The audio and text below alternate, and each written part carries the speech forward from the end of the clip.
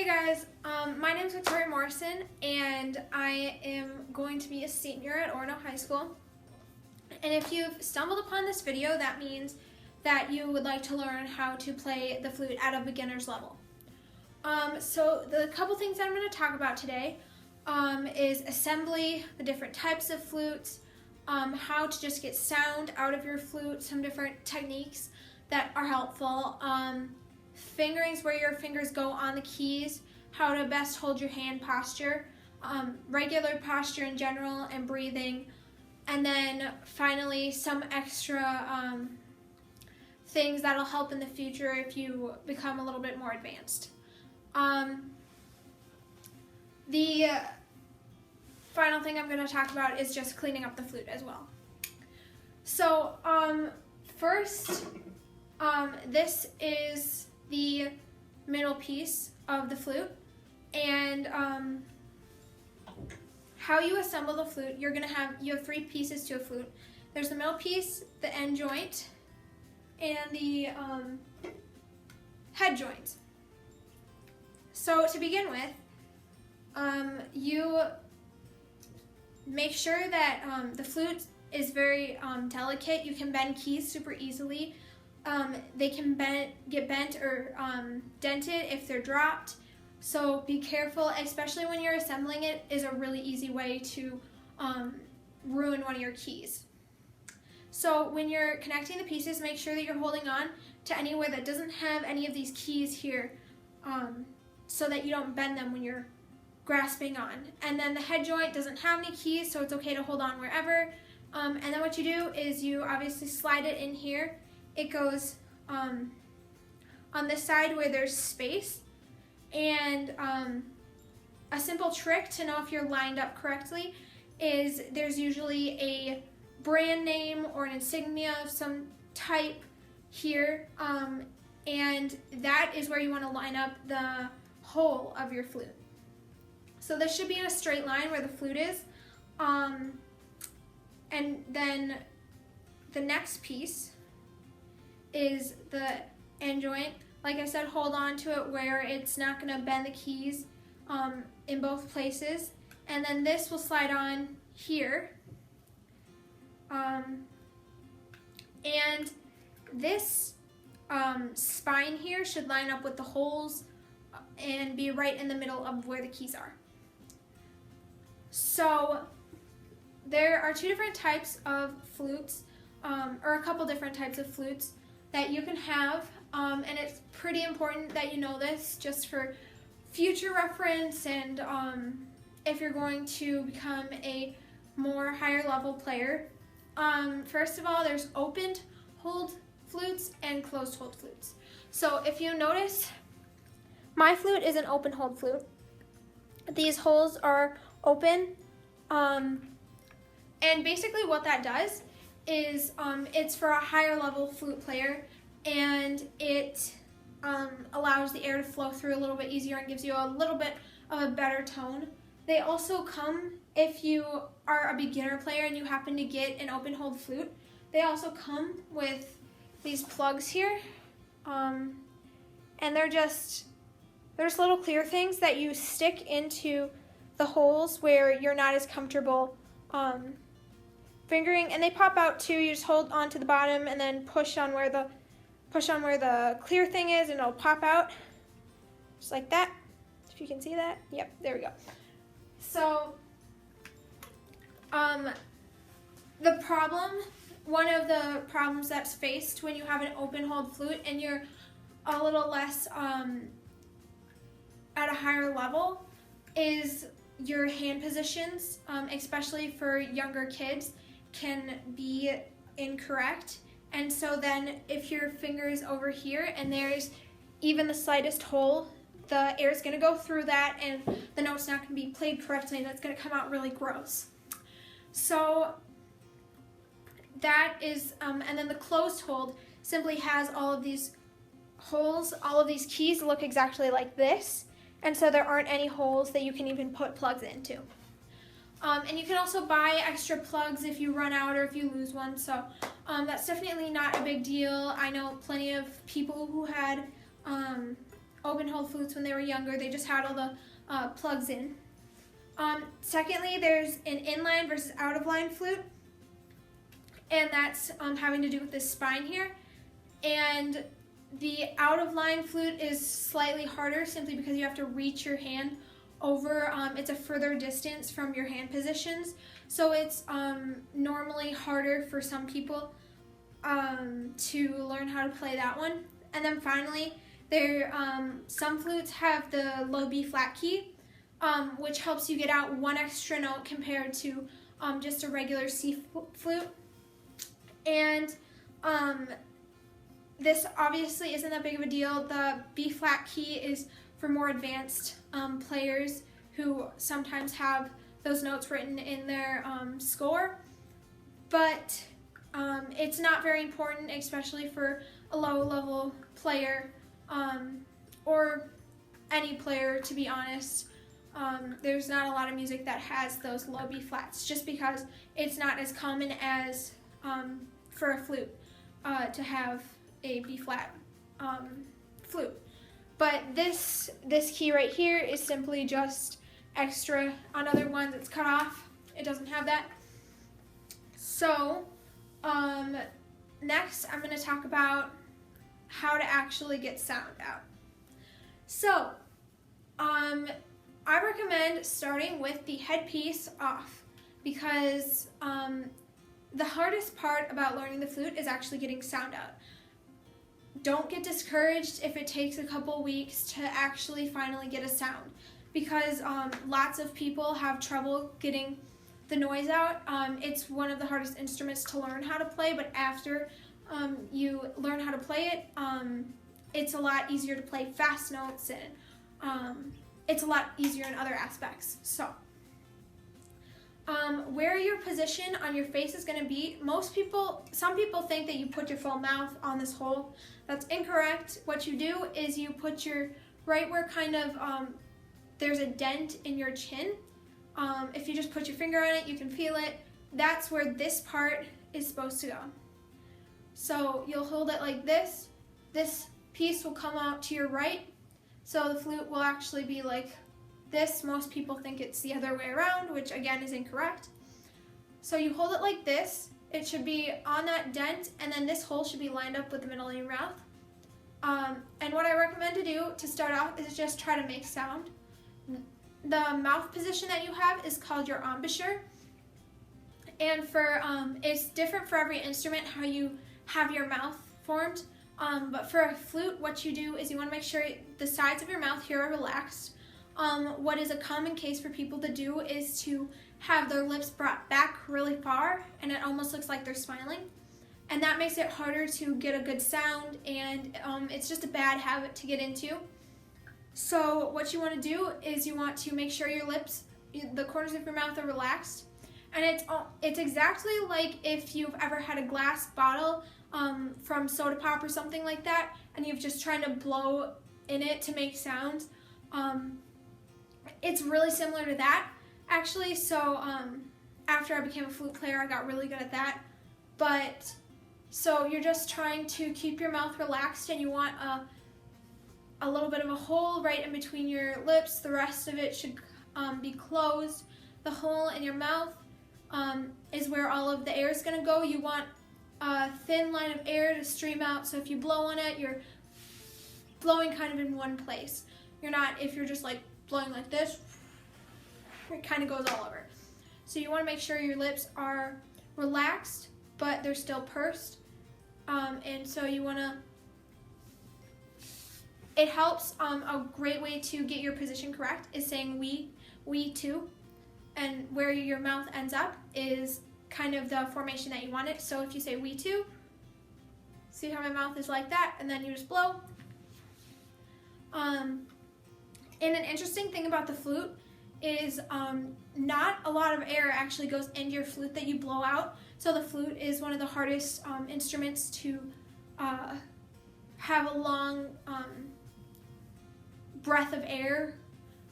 So basically, if you're going to play a note, you normally can hold your breath and use like one big breath of air for about 2 measures, whereas some instruments can hold it out for way longer than that because none of their air is wasted. But most of our air goes over the top and out this way. And that's actually very helpful because it helps realize if you're doing, if you're blowing correctly. Because what should happen is condensation will form at the end right here, and it'll kind of be like a triangle at the very end, and the thinner that line is of condensation, the better your embouchure is and the better your airflow is. Because it means it's more precise and it's getting to the correct part of your instrument. So I recommend what you do is just practice with the head joint. You relax your lips, blow like you're blowing into a glass bottle, and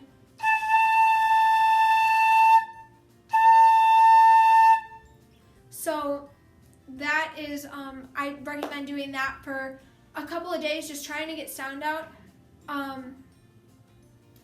Another thing about the flute, just when you're handling it, is there's, as you could tell, I was holding it like this, but try to avoid touching this. There's this little round part at the end, and it looks different on all sorts of flutes, but the round part can come unscrewed, and if you unscrew it and keep touching it a lot and keep unscrewing it, there's a cork in here that actually helps your pitch, and if that gets messed up, it's really hard to fix, and sometimes it ends up coming loose and you can never, you're gonna have to get it replaced. So try not to unscrew and screw this. So I always hold on right here. I leave a little bit of space right there so that I don't end up screwing that or unscrewing that. And then just making sure that this is kind of flat, in a flat line. You don't want it down like this or up like this. You want it in a straight flat line. Then you just, so if you're having trouble with that, there's 2 different solutions. One of them is a super easy fix. Another one is a little bit,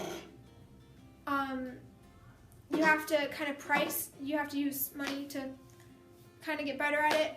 So the one that obviously you have to buy is there's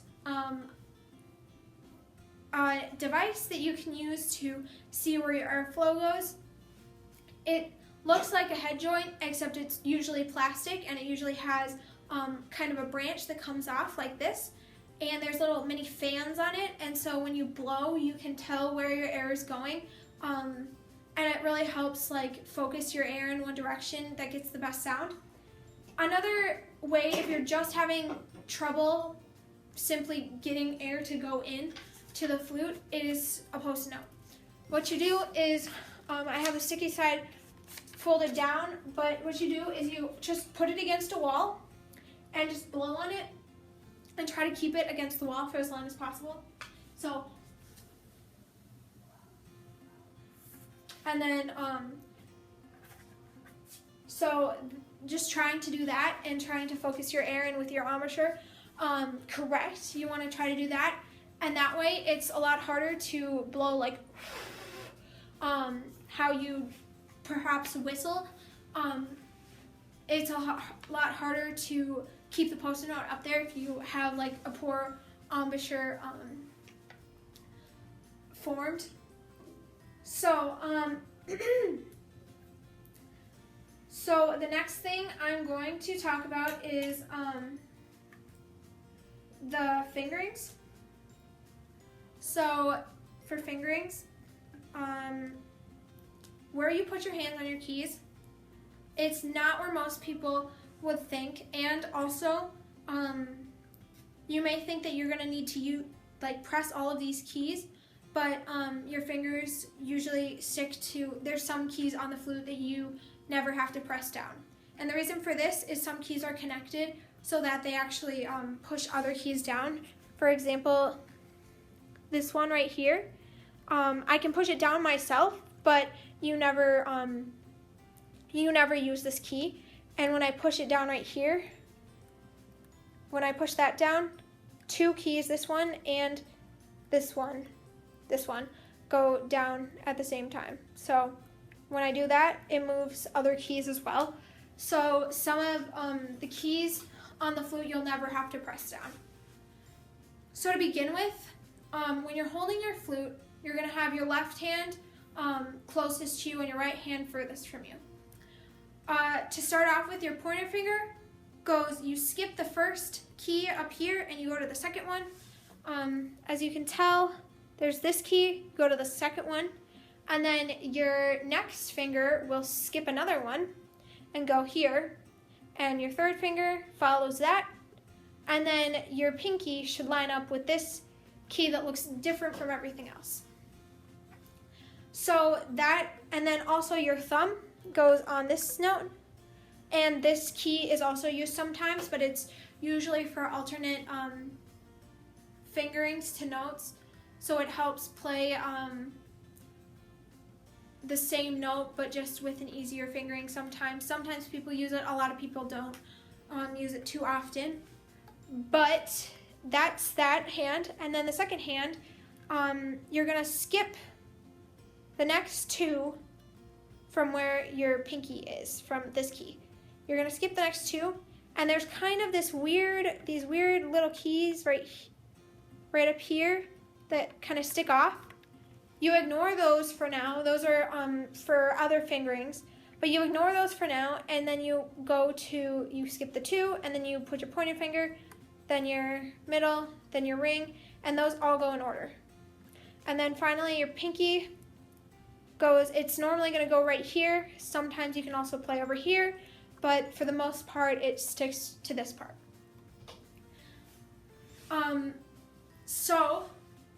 And your thumb is the last thing, and you want to push it, it kind of pushes against the back part so that when you're playing, it's pushing away from you this direction, and it's pushing the headpiece into your chin.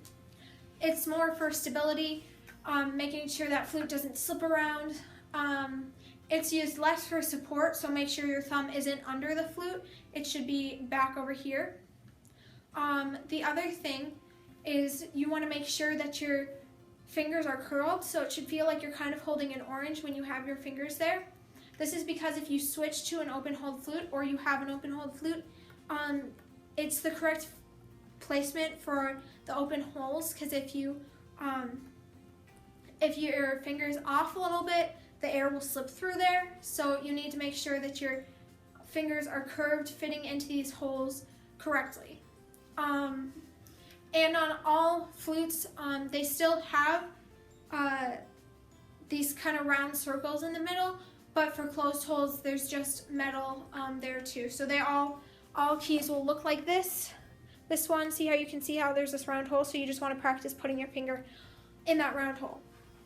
So that's how you have your hands, and then what you do when you're holding the flute. So like I said, this thumb is here, you're kind of pushing away from yourself out here, and then this wrist should be bent slightly. So this thumb's kind of more for support, holding it up. This one's for pushing, and your chin, the dent definitely helps support it. And so this is how you want your fingerings to look.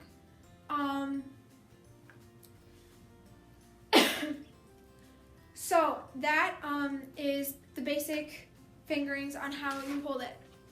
The next thing is the actual notes, playing the notes. So flutes play in the treble clef, and that varies and is different from what the brass players play in. The brass players play in what's called the bass clef.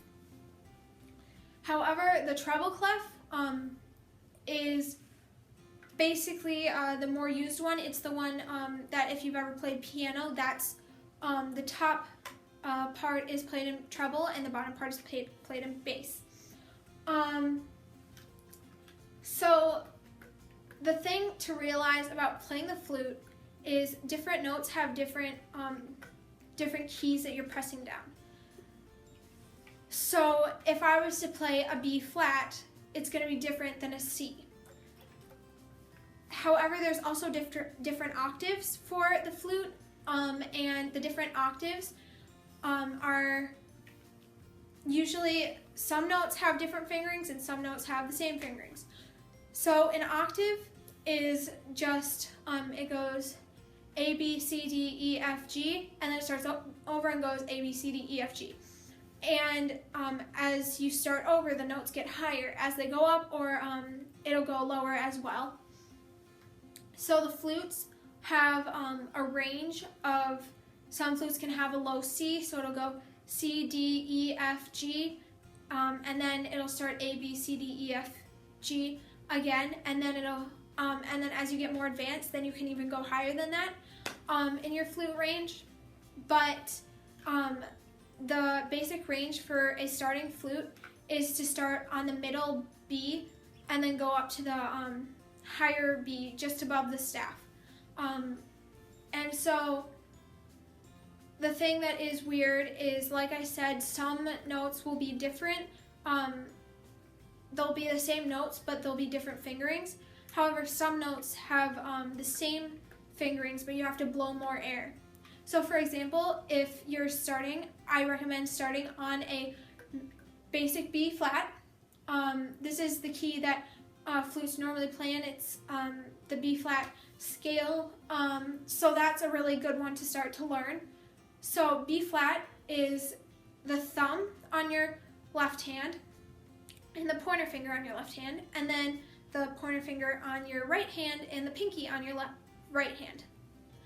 So that's a B, and when you blow, you can tell that it's lower. However, when I go, then I go an octave up, but I'm still using the same fingerings, and I go. So that's one weird thing about the flute. Depending on how hard you blow and how fast your air is can change the notes octaves. So you have to make sure that you're not overblowing or underblowing. And so that's kind of one of the more complicated things to do. However, it's also helpful because you don't have to memorize as many different fingerings. So another example of different fingerings for different notes is a D. And so a D is 2 notes higher than a B flat, and the D is the middle finger and the ring finger on your left hand and the thumb, and then the pointer finger, ring finger, and middle finger on your right hand. So this is the middle D. However, when you go higher, it's just this hand. It has the thumb, the middle finger, and the ring finger. So, and the pinky on your right hand. It's the same note except a higher octave. So that's the weird thing about the flutes. Different notes will depend, different notes will have different fingerings. However, sometimes in the octaves, they'll have the same fingerings in the different octaves. So you just have to memorize which fingerings go to which notes. And like I said, it varies. And then a good way to really start to learn all these notes and rhythms and everything like that is get a practice book. You can buy them at the store. Sometimes your school has them. You can rent one out or buy one. They're super helpful. They teach you the notes. There's also fingering charts online which help you figure out which keys you press down for which notes. And then there's another thing with the flute is something called a trill. And a trill basically is switching from one note to the next, just a step higher, doing it really, really fast. And so these trill fingerings are going to be different from what, say if I want to play a B flat to a C really, really fast, you have, instead of playing the B flat fingering and then the C fingering and going back and forth between that, I have a more easier note and just pressing one key. And so the trill is another example of how you finger. So many practice books will also come with a trill chart as well.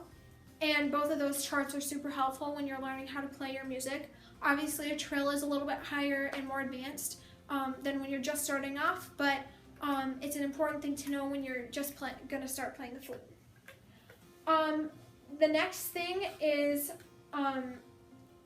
like I said, when you're actually starting to play, there's an important thing that you have to remember is your posture. Your posture is important because if you're sitting down like this, hunched over, it's going to be harder to breathe and harder to get more air. So you want your posture, you want your back to be straight, your shoulders kind of rolled back, and your head straight forward. And you want the flute to be pretty level. This is definitely hard for beginners just because you don't have that muscle yet, but after time you'll get more muscle to be able to hold your flute up for long periods of time like this. But just for now, I'd say try to practice holding your flute up, trying to build that muscle, and just trying not to play down like this because that definitely changes your sound and it's harder to get good air through the flute. So you want your back straight, your shoulders back, flute level. You want that finger, that thumb on your right hand pushing towards your chin. And then this is the posture of how you want to look. You want these elbows kind of out like this, holding up the flute. And this is how you're going to look before you play. The next thing that's important is your breathing. You want to make sure when you breathe, you're breathing from your stomach rather than taking big breaths like with your shoulders. You don't want them to raise up and down. You want to take them from your stomach. A good way to learn how to do this is just go running or do a sport. And you'll notice after you start to have breathe heavier, you're breathing more from your stomach than from breathing like this. And that's where your good air comes from because it uses your diaphragm. This is the best way to get good air through your flute. Like I said, we lose a lot of air when you're playing your instrument. So it's really important that you take deep, good breaths before you play. So, and then I recommend if you're starting off and you've gotten the head joint, getting sound out of that, to just play one note that you've learned and play it for a really long time and see if you can get that sound correctly with the fingerings and with the posture. After that, it's important to learn how to make several notes. Obviously, when you switch fingerings, it's going to make a change in note. So if I go,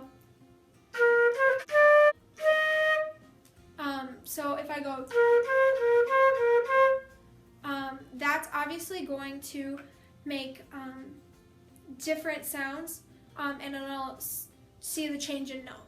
However, if you're playing a single note, but you want to play, say, 4 of them, you can't do anything with the keys to make them seem like different notes. So what you have to do is you have to use your tongue.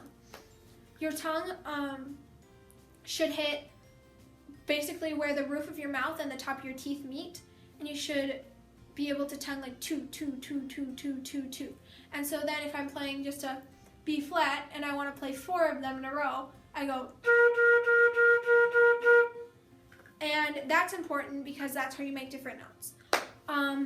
In another video that I'm going to make, you can learn how to read music and what some of the symbols mean in music and the differences in notes and what they look like. But for now, I'm just teaching you how to tongue those notes. And then another thing, when you get a little bit more advanced and you're having trouble with the higher notes, it's harder and you're going to want to make your cheeks come back and make them tense up. And like I said earlier in the video, you don't want that to happen. You want to keep your the sides of your mouth relaxed. So when you're playing higher notes, make sure you're blowing out with your cheeks, so your cheeks kind of puff out a little bit like that. So if you noticed, I went from not puffing out my cheeks to puffing out my cheeks. That's a really good way to help you with the higher notes. And another important thing is your air warmth.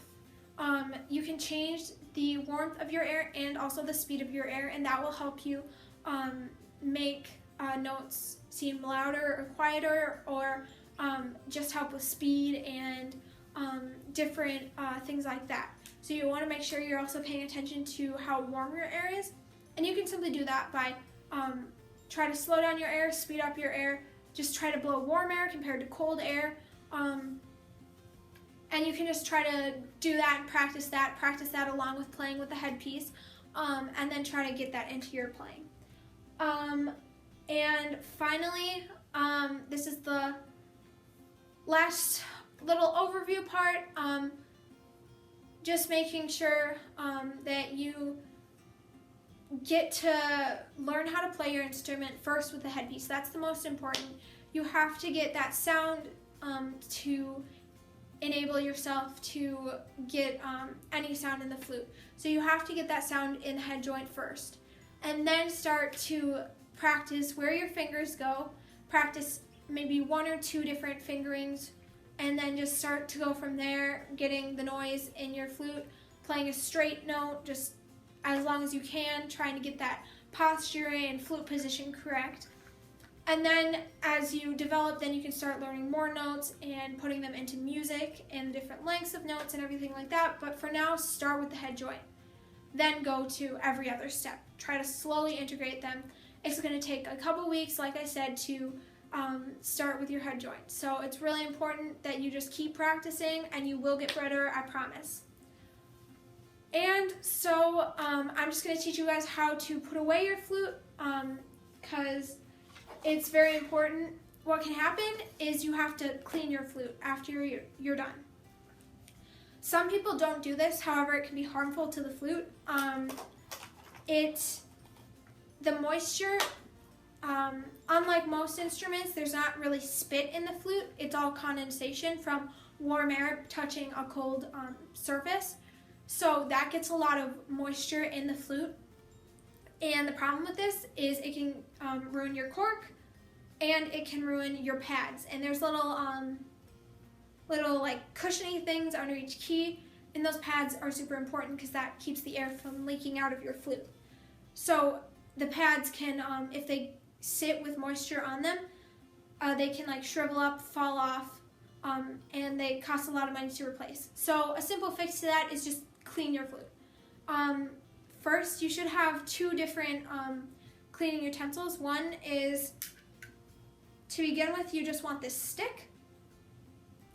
This also helps with, there should be little lines on your stick. These should come with your flutes. However, if they don't, you can always buy them at a music store. But if you can tell, there's little round like grooves in them, and that can also help with your head joint. Like I mentioned earlier, your cork can get out of whack. So these help you measure it, but they're also used for cleaning. So you should have a rag that also goes along with this. Again, if you don't have one, simply go to the music store, pick one up. Your school might have extras as well. And you lace it through here, kind of like a needle. And then kind of throw it over, wrap it up, make sure that it's big enough that it'll actually clean the sides of the flute. If it's too thin around this, it's not going to get any of the moisture. If it's too big, it's going to be too hard to shove into the flute. You can do this in 2 ways when you're cleaning out. I like to keep it all together, but some people like to take it apart and then push this through. But what you want to do is push it through. Take care not to grab onto these keys again, because that can bend them if you put too much pressure. So I usually stick it up there, make sure it's out far enough, and then I take off this end piece and I'll put it down. Then I'll push this through again, keep it going, and then I pull this apart, and this comes out, put that down, and then stick this in here. You want to make sure this is the part that gets the most, and it's the part that is hardest to get the moisture out of, because as you go further up with the cloth, it can't really reach the edges the further up it gets, and there's obviously an end part to it, so it's really important that you try to get as much moisture out as you can. The second step to cleaning your instrument is just, you'll have another rag, and this is more of your polishing rag. Flutes can tarnish, and what tarnishing is it makes the flute turn brown in color, brown or green in color, and it can end up making the flute actually, it's gross, and it makes keys stick sometimes. It's not a good thing. So if you polish your flute after you play it, the tarnish doesn't come back. And you can also get tarnish strips at your local music store as well, or online. They just help to repel that tarnish, but you don't need one. All you need is a polishing rag.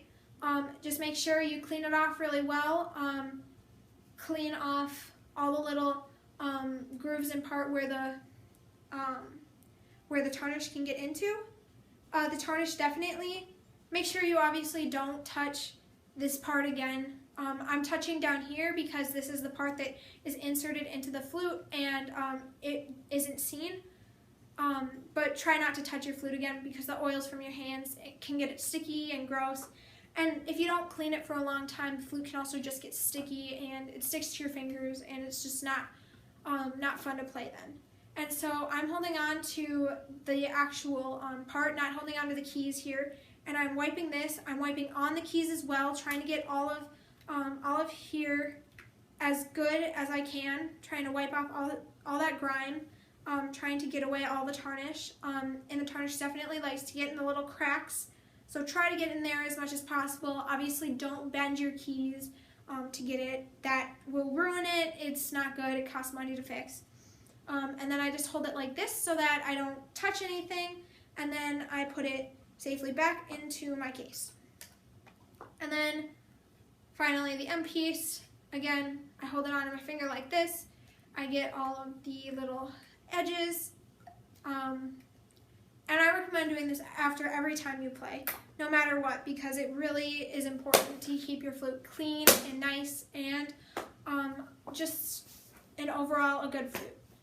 And you should all have a case that goes along with it, because like I said earlier in the video, flutes are breakable, so it's really easy to bend them or dent them. So keep a case, keep it together, keep your rags and your cleaning supplies with it, and I recommend having a name tag that says your name so that if you lose it, it can be returned. So I hope this video was helpful to you, and feel free to comment if you have any questions, and I hope you have a good time playing the flute.